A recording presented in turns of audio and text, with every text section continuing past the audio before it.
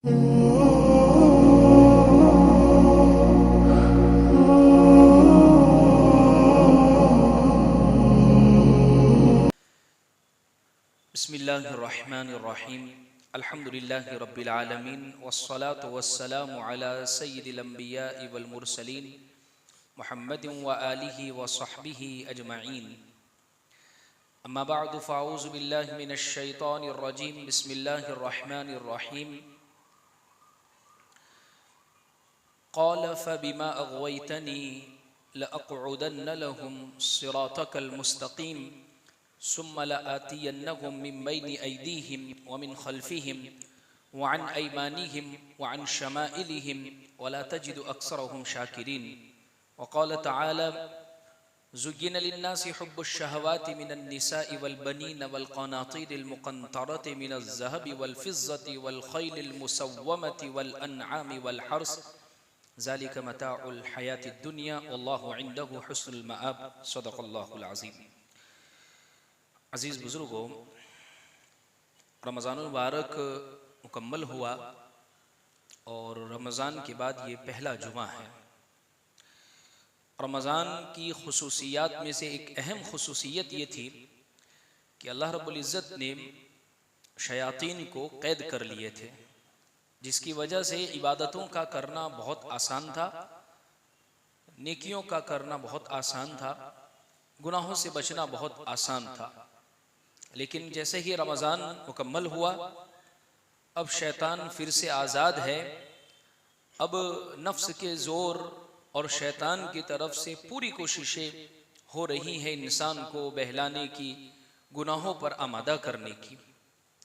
मैंने कुरान मजीद की 2 आयतें आपके सामने पढ़ी है। इन 2 आयतों में अल्लाह रब्बुल इज़्ज़त ने शैतान के बारे में ये बताया कि ये आता कहाँ से है और करता क्या है। अगर कोई बंदा शैतान के मक्र को, शैतान के फरेब को, शैतान की चालों को समझ गया तो इंशाअल्लाह रमज़ान के बाद भी उसके लिए गुनाहों से बचना बहुत आसान हो जाएगा। पहले मैं कुरान की आयत का तर्जमा कर लूँ, उसके बाद इंशाअल्लाह कुछ इसकी तफसीर को हम समझते हैं। दूसरी जो मैंने आयत पढ़ी है उसका तर्जमा होता है ज़ुय्यिन लिन्नास, लोगों के लिए मुज़य्यन कर दी गई है हुब्बुश शहवात, शहवतों की मोहब्बतें। कौन सी चीज की मोहब्बत लोगों के लिए मुज़य्यन कर दी गई है? तो अल्लाह फरमाते हैं मिनन निसा, औरतों को मुज़य्यन कर दिया गया है। वल बनीन, और औलाद को मुज़य्यन कर दिया गया, बना सवार दिया गया है। वल क़नातीरिल मुक़न्तरति मिनज़ ज़हबि वल फ़िज़्ज़ा, सोने चांदी की मोहब्बत को मुज़य्यन कर दिया गया। वल ख़ैलिल मुसव्वमा, और घोड़ों की, एनिमल्स की मोहब्बत। वल अनआमी वल हर्स, और जानवरों की और खेती की मोहब्बत। अल्लाह फरमाते हैं ज़ालिका मताउल हयातिद दुनिया, ये सिर्फ दुनियावी ज़िंदगी का सामान है, ये सिर्फ गुजारे के लिए अल्लाह ने तुम्हें दे रखी है। वल्लाहु इंदहु हुस्नुल मआब, और बेहतरीन ठिकाना जो है वो अल्लाह के पास है। इस आयत में अल्लाह रब्बुल इज़्ज़त ने ये बता दिया गया कि दरअसल शैतान किन रास्तों से इंसान के पास आता है, किन रास्तों से वो बहकाने की कोशिशें करता है। सबसे पहले बतलाया कि शैतान जो बहकाता है मिनन निसाई, वो औरतों के जरिए से इंसान को बहकाता है। इसीलिए हदीस पाक में प्यारे आका सल्लल्लाहु अलैहि वसल्लम ने इरशाद फरमाया अन्निसाउ हिबालतुश शैतान, औरतें जो हैं वो शैतान की रस्सियां हैं। बल्कि हसन बिन सालेह रहमतुल्लाह अलैह बहुत बड़े मुहद्दिस है, जिनकी रिवायत इमाम बुखारी रहमतुल्लाह अलैह बुखारी शरीफ में लाए हैं। उनकी एक बात है, उनका ये कौल है, वो फरमाते हैं कि शैतान यूं कहता है कि औरतें जो है वो गोया मेरी रस्सियां हैं, यानी मेरा आधा लश्कर है औरतें, और उसके जरिए से मैं लोगों का शिकार करता हूं। इसीलिए आप देखिए किसी को फंसाना औरत के रास्ते से वो कितना आसान है। अच्छा, एक और हदीस में अल्लाह के रसूल सल्लल्लाहु अलैहि वसल्लम ने ये बात इरशाद फरमाई, हुब्बिब इलैया मिन दुनियाकुम सलास, मुझे तुम्हारी दुनिया से यानी इस दुनिया में 3 चीजें बड़ी पसंदीदा है मुझे। और उसमें हुजूर ने एक बात ये इरशाद फरमाई, अन्निसा, यानी औरतें हुजूर ने फरमाई कि वो उनकी मोहब्बत या औरतें मेरे नजदीक बड़ी पसंदीदा है। कुरान ये कह रहा है और हदीस जो मैंने एक पढ़ी है उस हदीस में हुजूर ने फरमाया औरतें ये शैतान की रस्सियां हैं। दूसरी हदीस में हुजूर ने फरमाया कि औरतें मुझे महबूब बना दी गई है। दरअसल मकसद ये है कि जिन हदीस में ये कहा गया है औरतें मरगूब है और पसंदीदा है, वहां मुराद वो औरतें हैं जिनकी जिंदगी में नेकियां हो, जो अल्लाह से डरने वालियां हो। वो औरतें मुरादे जिनके दिलों के अंदर खौफे खुदा हो और उस खौफ के जरिए से वो अल्लाह को राजी करने वाली हो। तारीख में ऐसी कई माएँ, कई औरतें मिलती है जिन्होंने वाकई मर्दों के ईमान को हिला दिया था। हजरत सुमैया रजी अल्लाह अन्हा सहाबिया है। इस्लाम की तारीख लिखी गई है जहां से प्यारे आका सल्लल्लाहु अलैहि वसल्लम तशरीफ लाए, जहां से इस्लाम की तारीख लिखी गई है, सबसे पहले शहीद होने वाली एक औरत है। मर्द के सर ये सहरा नहीं जाता है, वो एक औरत है। तो नेकी के मेयार में जब औरत उतरती है तो उसके नतीजे में वो शहादतें दे देती है, अपने बच्चों की कुर्बानियां दे देती है और वो एक नस्ल ऐसी तैयार करती है कि जिसके नतीजे में बच्चा बच्चा घर का दीनदार होता है। तो ये हदीस हुजूर ने नेक औरतों के बारे में, और जिस हदीस में फरमाया कि शैतान की रस्सियां हैं औरतें, इससे मुराद वो औरतें जो नाफरमान है, गुनहगार है, शहवत परस्त है, वो औरतें जिनका काम ही मर्दों को फंसाना है, वो औरतें जो अपने नाज़ो निअम, अपने नखरों के जरिए से मर्दों को फंसाया करती है। तो और आजकल बड़ा ही आसान मसला हो गया है, सोशल मीडिया पर या इसी तरीके से चैटिंग और सेटिंग के जरिए से किसी से मुलाकात हुई। एक अजीब नुक्ता मैं आपको समझाऊं, कुरान मजीद में अल्लाह रब्बुल इज्जत ने 2 गुनाहों का तस्करा किया है, एक चोरी और एक जिना। चोरी की सजा का जब जिक्र आता है तो अल्लाह फरमाते हैं अस्सारिकु वस्सारिकतु फक्तउ ऐदियहुमा, चोरी करने वाला मर्द, चोरी करने वाली औरत जब चोरी करे तो उनके हाथ को काट दो। पहले कहा चोरी करने वाला मर्द, फिर कहा चोरी करने वाली औरत। अच्छा, जिना का जहां जिक्र आता है तो वहां कहते हैं अज़्ज़ानियतु वज़्ज़ानी फजलिदु कुल्ल वाहिदिम मिनहुमा मिअत जल्दा, जिना करने वाली औरत और जिना करने वाला मर्द अगर ये जिना करते हैं तो 100 कोड़े उनको मारे जाए। चोरी में पहले मर्द का जिक्र फिर औरत का जिक्र, जिना में पहले औरत का जिक्र फिर मर्द का जिक्र। अल्लाह या तो दोनों जगह पर मर्द होते या दोनों जगह पर औरत होती, यहां पहले चोरी में मर्द का जिक्र और जिना में औरत का, ऐसा क्यों? एक अजीब नुक्ता मुफस्सिरीन ने लिखा है, पहले मर्द के हाथ काटे जाएंगे इसलिए कि अल्लाह ने तुझे मर्द बनाया, तू कमा सकता था, तू ताकतवर है, अल्लाह ने तुझे बाहर रहने को दिया है, उसके बावजूद तू चोरी कर रहा है तो तू लायक है कि पहले तेरे हाथ काटे जाए। इसलिए यहां मर्द का जिक्र और जिना की सजा में पहले औरत का जिक्र। वजह उसकी ये है, मर्द की हिम्मत नहीं होती है ख्वाहिशात को पैदा करने की, गुनाह की तरफ इरादा करने की, जब तक औरत की तरफ से ग्रीन सिग्नल नहीं मिलता है। वरना बहुत सारी पाकीज़ा खवातीन वो मर्दों की नजरों के जरिए से पहचान लेती है और मुंह पर कह देती है कि बदतमीजी से बात मत कीजिए, निगाहों की हिफाजत कीजिए, ऐसी नजरों से मत देखिए। लेकिन जरा शह मिली तो फिर उसके बाद मामला कहां का कहां पहुंचता है।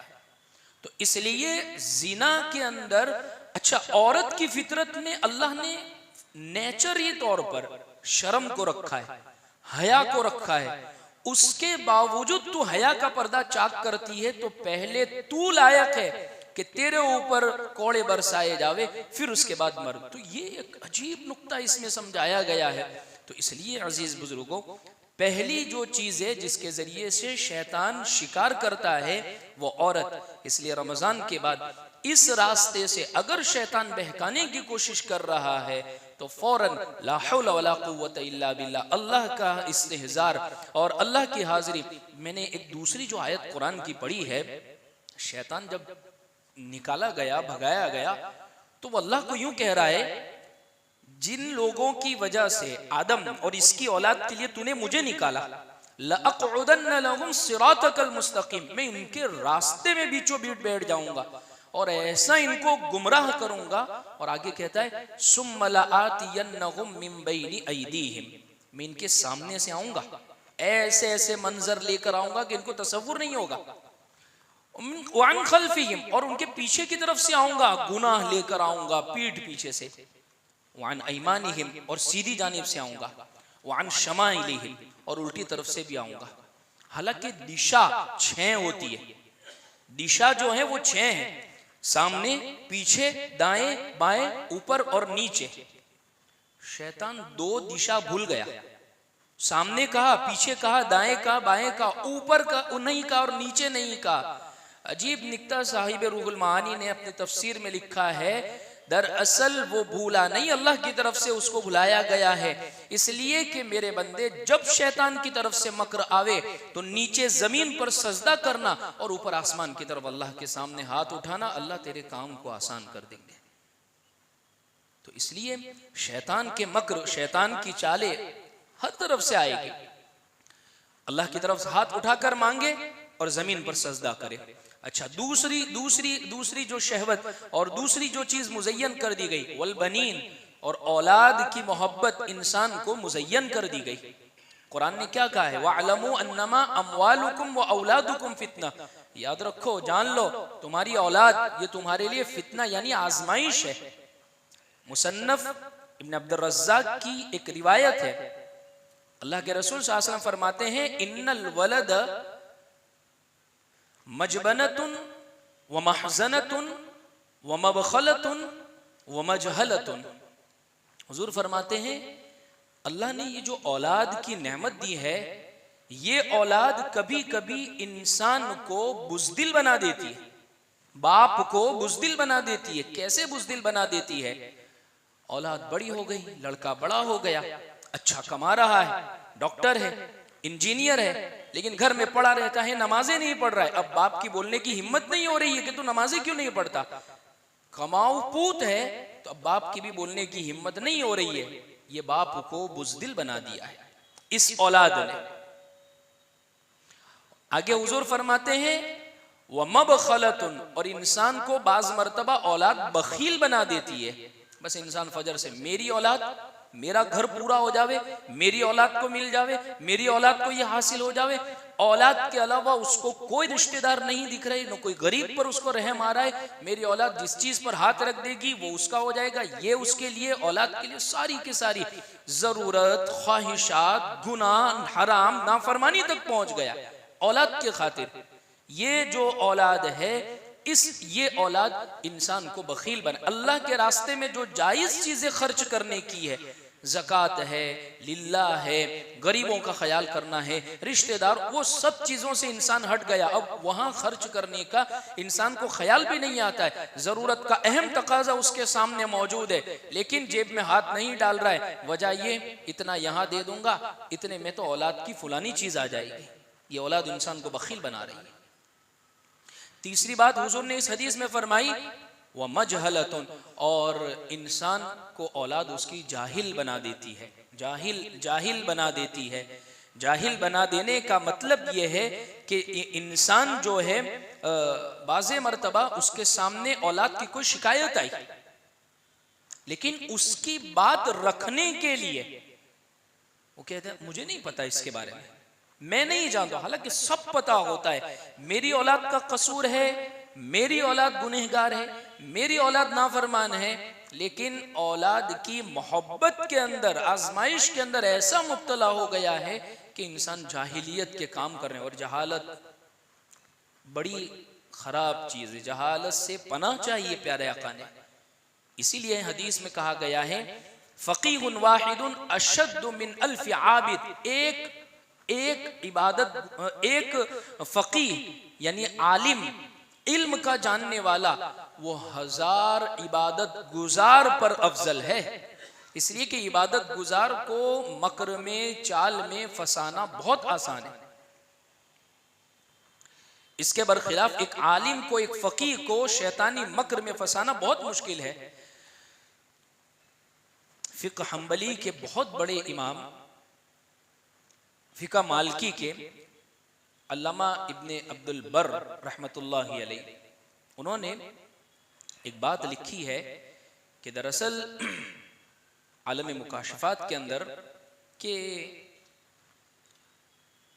किसी ने इनसे पूछा कि ये जो हदीस में कहा गया है कि एक फकीह 1000 आबिद पर ये भारी है, शैतान 1000 आबिद को फुसलाना ये आसान है, एक फकीह के मुकाबले में कहा कि एक मिसाल से समझाता हूँ। आजकल ये बहुत हो रहा है, आजकल नौजवान यूट्यूब के ऊपर या इसी तरीके से सोशल मीडिया के ऊपर एक कोई बात ऑथेंटिक भी नहीं है, बात करने वाला कौन है, एक बात सुनकर इतना मुतासिर हो जाता है, वो ये समझ लेता है कि अभी तक हमने इस्लाम को जो प्रैक्टिस किया है, अभी तक जो हम इस्लाम को फॉलो कर रहे हैं, तो हमने तो यूं समझ लिया इसके बारे में कुछ जानते ही नहीं है। जैसे एक ताज़ा मिसाल, इसी रमजान के अंदर एक क्लिप अपलोड होता है इंस्टाग्राम के ऊपर, एक शख्स कहता है आज तक जो हम वित्र की नमाज पढ़ते आ रहे हैं, हम सबकी वित्र की नमाज का तरीका ही गलत है। कई लोगों ने यह मसला इस रमजान में पूछ लिया, अल्लाह जज़ाए खैर दे उन उलमा को जिन्होंने तफसीली इसका बहुत अच्छे अंदाज में जवाब दिया है। लेकिन बहुत सारे लोगों ने यह समझ लिया कि हमारी वितर ही गलत है, वजह इल्म नहीं है, इल्म नहीं है। इसीलिए फरमाया तलबुल इल्मी फरीज़तुन, इल्म का तलब करना इतना तो जरूरी है, हलाल हराम, जायज नाजायज और नादानी और गैर नादानी के अंदर फर्क हो जावे। अल्लामा इब्न अब्दुल बर फरमाते कि उसको ये मिसाल से समझाया कि एक आबिद के पास गए और उससे पूछा कि एक अंडा है और उस अंडे के अंदर पूरी दुनिया को समाना, और दुनिया भी इतनी बड़ी, दुनिया छोटी भी नहीं होगी, क्या अल्लाह रब्बुल इज्जत इस अंडे के अंदर दुनिया को समा सकते हैं? आबिद थोड़ा सा कंफ्यूजन का शिकार हुआ और सोचने लगा और फिर कहा कि पॉसिबल तो नहीं है, ऐसा कैसे हो सकता है, इतनी बड़ी दुनिया एक अंडे के अंदर आ जावे। शैतान कहने लगा देखो मैंने इसको शक में मुब्तला करके अल्लाह की जात के बारे में इसकी इबादत ही छीन ली है। आज हमारे नौजवान इल्म के ताल्लुक से शक में मुब्तला हो गए, जहनी एतबार से इर्तिदाद में मुब्तला हो गए। बरसों से एक चीज जो हम सुनते आ रहे हैं, करते हुए आ रहे हैं, हमारे अकाबिरीन ने जिन चीजों का दर्स दिया है, कोई एक शख्स नया जाहिर होता है और वो कोई एक बात कह देता है तो हम नौजवान शक में मुब्तला हो जाते हैं हम अपने दीन के मुताल्लिक। इसलिए इस दौर में अगर हमें अपने दीन की हिफाजत करनी है तो कुरान और उलमा से रिश्ता हमारा बहुत ज़रूरी है। हमारे उस्ताद फ़क़ीउल असर हज़रत मौलाना खालिद सैफुल्लाह रहमानी साहब फरमाते हैं, जैसे हर इंसान का फैमिली डॉक्टर होता है, फैमिली लॉयर होता है, ऐसे कि फैमिली आलिम और फैमिली मुफ्ती होना भी ज़रूरी है, ताकि उनके घरेलू मसाइल सारे उनके सामने हो, सही गलत की उनको पहचान करवाई जा सके। एक फकीह के पास गया और शैतान ने कहा क्या अल्लाह के लिए मुमकिन है कि इस अंडे के अंदर पूरी दुनिया को समा देवे? एक फकीह ने कुरान की एक आयत पढ़ी, इज़ा क़ज़ा अमरन फ़इन्नमा यक़ूलु लहू कुन फ़यकुन। जब अल्लाह किसी चीज का फैसला फरमाते और इरादा करते हैं तो अल्लाह का सिर्फ कुन कहना काफी होता है कि हो जा, तो वो चीज हो जाती है। इसलिए इल्म बहुत जरूरी है, इल्म बहुत ज्यादा जरूरी है। तो तीसरी चीज जो इस हदीस में हुज़ूर अकरम सल्लल्लाहु अलैहि वसल्लम ने बयान फरमाई कि इंसान को औलाद बखील बना देती है, बुज़दिल बना देती है, जाहिल बना देती है, और महज़नतुन बाज़े मरतबा इंसान औलाद की वजह से गम के अंदर मुब्तला हो जाता है। औलाद को देख देख कर जी जलने लग जाता है, उसके अंदर गम की कैफियत तारी हो जाती है, परेशान हो जाया करता है कि ये इसने क्या कर दिया, ये इसने फुलाना कर दिया, वो लड़की को भगा कर ले आया और इसने वो फुलाना कदम उठा लिया, इसने ये कर, गम के अंदर मुब्तला हो गया। तो इसलिए दूसरी बात कुरान की जो इस आयत में बयान की गई है वो यही है कि शैतान के जो गुमराह करने के जो रास्ते हैं, उन रास्तों में से दूसरा जो रास्ता है वो औलाद की मोहब्बत के जरिए से इंसान को गुमराह करता है। तीसरी बात जिसके जरिए से इंसान गुमराह करने की कोशिश करता है, वल्क़नातीरिल मुक़न्तरति मिनज़्ज़हबी वल्फ़िज़्ज़ति, कि वो सोने और चांदी के ढेर के जरिए से, वल्ख़ैलिल मुसव्वमा, सोने और चांदी के ढेर के जरिए, यानी माल की मोहब्बत इतनी डाल दी है कि अब इंसान सुबह से शाम तक सिर्फ माल की तस्बीह पढ़ रहा है। तो क्या करे फिर? कमावे नहीं, मस्जिद में बैठ देवे, मुसल्ला डाल देवे, माल तो जरूरी है। देखिए, माल कमावे और करोड़ों का कमावे, लेकिन शाह वलीउल्लाह साहब मुहद्दिस देहलवी रहमतुल्लाह अलैह की बात इस जहन में रहनी चाहिए, एक होती है जरूरत, एक होती है मोहब्बत। माल जरूरत के लिए कमावे, और जरूरत का मतलब अल्लाह मेरी जरूरत पूरी हो, मेरी औलाद की जरूरत पूरी हो, किसी के सामने हाथ फैलाने ना पड़े, मैं लोगों के काम आ जाऊं, मैं गरीबों की मदद करूं, ये तमाम चीजों के साथ अगर माल कमा रहा है तो बहुत अच्छी बात है। और एक होती है मोहब्बत। मोहब्बत का मतलब माल की ये होती है, सुबह उठने से लेकर रात के सोने तक उसको माल के अलावा कुछ दिखता ही नहीं है। माल की मोहब्बत में इतना अंधा हो चुका है, उसकी नमाजें जा रही है, उसकी वजह से वो झूठ बोल रहा है, माल की मोहब्बत में वो गलत काम भी कर रहा है, माल की मोहब्बत में वो खयानत भी कर रहा है, इतना मुब्तला हो गया है कि अल्लाह का नाफरमान हो गया है। तो ये है जरूरत और ये है मोहब्बत।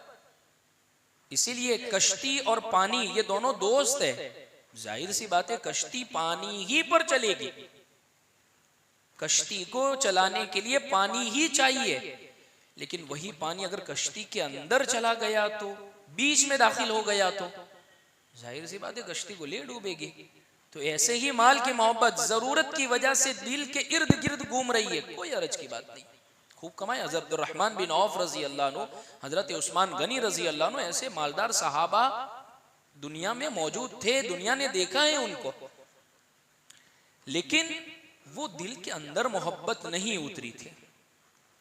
तो इस माल के जरिए से भी इंसान को शैतान बड़ी गुमराह करने की कोशिशें करता है। और आगे फरमाया, वल खैलिल मुसव्वमति वल अनआमी वल हर्स, और जानवरों की मोहब्बत के जरिए से, जैसे घोड़े की मोहब्बत, या इसी तरीके से दूसरे जानवरों की मोहब्बत, या इसी तरीके से खेतों की मोहब्बत। जैसे इस आयत में ये कहा गया है कि जानवर की मोहब्बत में इंसान मुब्तला हो जाता है, घोड़ों की मोहब्बत में, खेत की मोहब्बत में। तो बहुत सारे हजरात ने उसका तफसीर यूं कि जैसे उस जमाने के अंदर सहाबाए किराम आमतौर पर उनका गुजर बसर सवारी घोड़े की होती थी और कमाना खेत के जरिए से, लेकिन फिर वो जदीद शक्ल में वापस लौट आई है। आजकल हम में से भी बहुत सारे भाई खेत की मोहब्बत, फार्म हाउस की मोहब्बत इतनी मुब्तला हो गई है दिल के अंदर कि उसके बगैर कुछ सूझता ही नहीं है। घोड़ों की मोहब्बत, फार्म पर अब घोड़े भी बसाने हैं इंसान को, उसके लिए 5 लाख के 10 लाख के घोड़े खरीद रहा है फार्म की उसको जीनत बनाने के लिए, और वो इतनी मुब्तला हो गई है कि उसकी खिदमत के अंदर उसके पीछे नमाजें भी ज़ाया हो रही है। तो कहा गया है कि दरअसल ये मोहब्बत अगर दिल के अंदर दाखिल हो गई है तो ये गलत है। तो इसलिए इस आयत करीमा में बतलाया ये गया है कि ज़ुय्यिन लिन्नास, रमज़ान के बाद शैतान इंसान को जो गुमराह करता है, कभी औरतों के ज़रिए से, यानी इस रास्ते से आता है, कभी औलाद के ज़रिए से, कभी माल की मोहब्बत के ज़रिए से, कभी जायदाद के ज़रिए से, कभी खेतियों के ज़रिए से। अल्लाह के फरमाते हैं, ज़ालिका मताउल हयातिद दुनिया, ये सब कुछ अल्लाह ने दी ही इसलिए ये दुनिया की जिंदगी का सामान है, गुजर बसर करना है इसके जरिए से। अच्छा, अल्लाह ने तो मता कहा है इसको, मता। और मता अरबी जबान में कहते हैं, एक मुफस्सिर है साहिब इब्न इब्बाद, वो फरमाते हैं कि मुझे 3 लफ्जों के बारे में कंफ्यूजन था कि इसका ओरिजिनल मतलब क्या होता है। एक है रकीम, एक है मता, और एक है तबारक।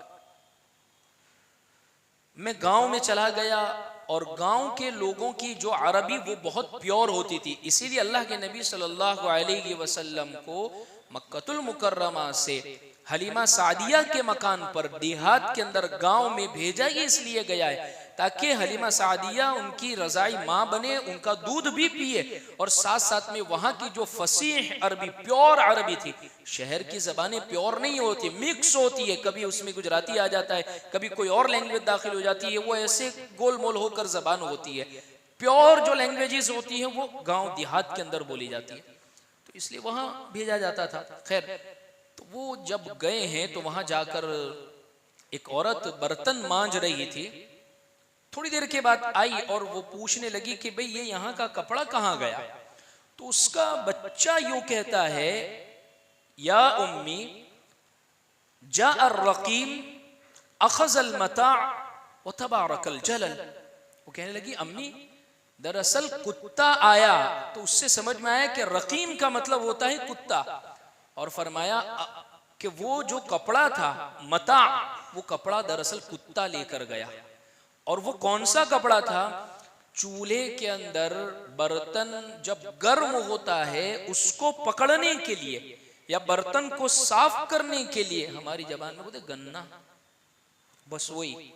तो अल्लाह रब्बुल इज्जत ने दुनिया को मता यानी वही लफ्ज कहा है, कहा जा अल रकीम व अखज़ल मता व तबारकल जलल, और पहाड़ के ऊपर वो चढ़ गया। अल्लाह रब्बुल इज्जत इस आयत में फरमाते हैं कि ज़ालिका मताउल हयातिद दुनिया, ये सब कुछ है ना सिर्फ दुनियावी जिंदगी के गुजारने का सामान है।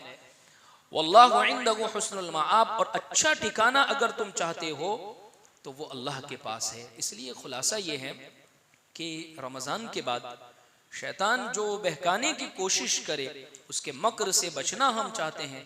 रुजू इल्लाह, अल्लाह की तरफ रुजू करना बहुत ज़रूरी है। इसलिए शैतान हर एतबार से प्यारे आका सल्लल्लाहु अलैहि वसल्लम के पास आया था, शैतान हुजूर के पास आया शैतान, और आग और फायर की शक्ल में हुजूर के सामने आया। अल्लाह के नबी सल्लल्लाहु अलैहि वसल्लम ने उसको पकड़ लिया, और फिर हजरत सुलेमान अलैहिस्सलाम की बात हुजूर को याद आ गई कुरान मजीद में कि अल्लाह से हजरत सुलेमान अलैहिस्सलाम ने दुआ की थी, ला यंबगी ली अहदिन मिन बादी, अल्लाह मुझे ऐसी बादशाही देना मेरे बाद वो किसी को अता न हो, किसी को भी ना। क्योंकि बादशाह सुलेमान अलैहिस्सलाम को पहाड़ों पर हुकूमत, परिंदों पर हुकूमत, जानवरों पर हुकूमत, जिन्नातों पर हुकूमत, ये सारी की सारी।